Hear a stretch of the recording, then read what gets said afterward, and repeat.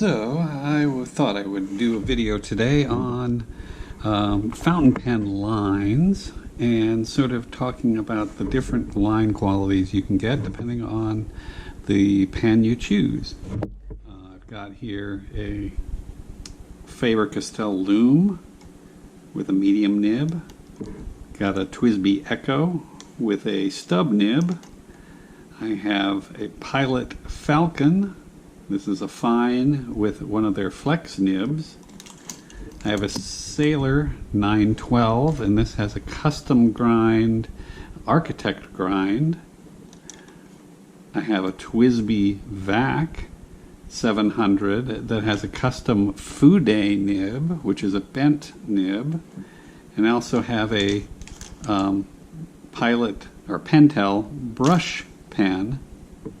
And I'm going to show you the different qualities of lines that each one will get, so you can hopefully make a choice on what you want to use.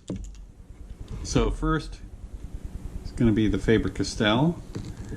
This has got a nice steel medium nib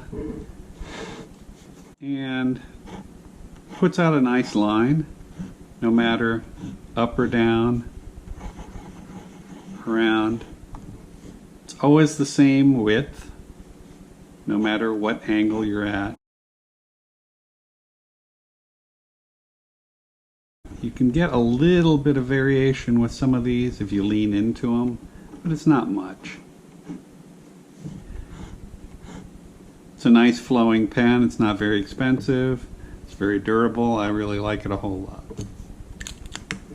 So then, if you want a little line variation while you're writing or if you're drawing, this is TWSBI with a stub nib, and the nib has got like a wide nib side to side, so that when you pull down, it gives a very wide line. When you go side to side, it's much smaller. So when you go around a corner, it goes anywhere from thin to thicker to thin to thicker. So it gives you a little variation while you're going. Looks really nice with writing.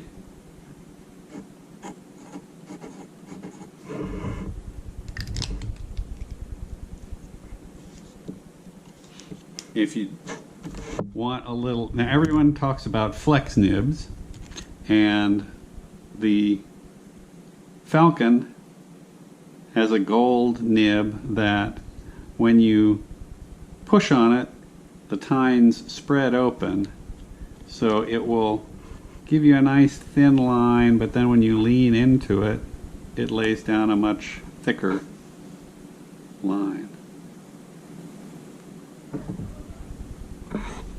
So you go around a corner,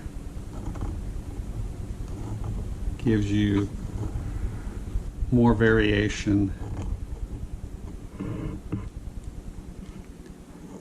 And there's extremes depending on the pen, but the Falcon is a really nice flex. I tried the noodlers, and it was a lot of work just keeping the ink flowing for me, so I gave up on that. Now this Sailor, it has a, oh shh, Lucy, my cat. Alright, so the Sailor started out with a nib that was nice and round like that on the end.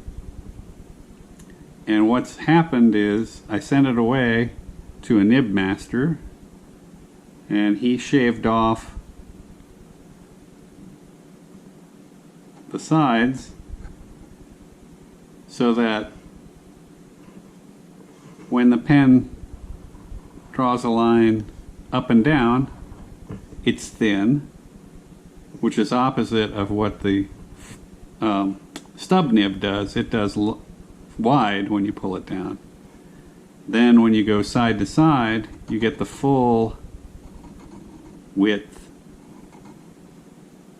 of the nib. And then depending on how vertical your hand is, you can get variations on the liner. So you can get much more variation depending on how you're holding the pen. It's real easy to go and fill in a very black line, just like that. Fude nib, if you look, it's got a bend. Looks like someone dropped it. What he did is he took the nib master, and actually bent a straight nib. What it's meant to do is sort of emulate like Asian brush calligraphy. So you can pull a nice thin line, but going side to side, you start getting a much wider, and again, depending on how far back you lean, you'll get all kinds of variation. I sketch a lot with this pen because it gives me so much variation. Plus, the VAC pen, the whole body here is an ink reservoir, so it holds probably about 4 times what a normal fountain pen holds. The last one I'm going to show is this Pentel brush pen, and it has basically little filament hairs like a brush, and it's fed by an ink cartridge that you can either buy their inks, or I just emptied out their ink and put in my favorite ink with a little syringe, medical syringe. Or you can buy pen syringes from places like Goulet pens. But you can suck up your favorite ink and squirt it in there and just keep refilling the cartridge. This gives you a lot of line variation. It's not quite as structured as a true fountain pen, but it's very easy to get wide.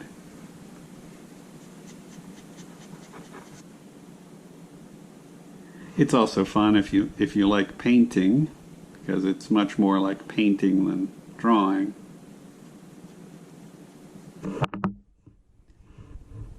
So these give the I like to use this to fatten up shadows and dark areas on a sketch really quickly, because you can just go like that. So, hope you got something out of this. Thanks.